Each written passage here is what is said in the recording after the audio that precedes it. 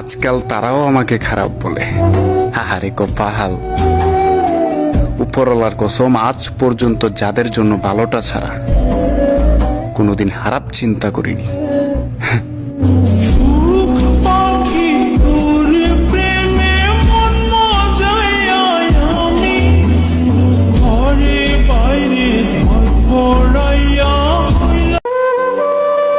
ওই আল্লাহ,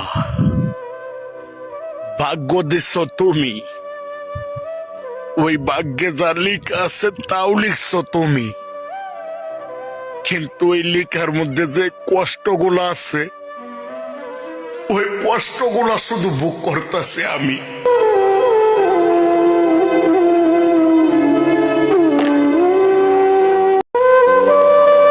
ওই আল্লাহ, ভাগ্য দিচ্ছ তুমি, ওই ভাগ্যে যা লিখা আছে তাও লিখছ তুমি, কিন্তু ওই লেখার মধ্যে যে কষ্টগুলো আছে ওই কষ্টগুলো শুধু ভোগ করতেছি আমি।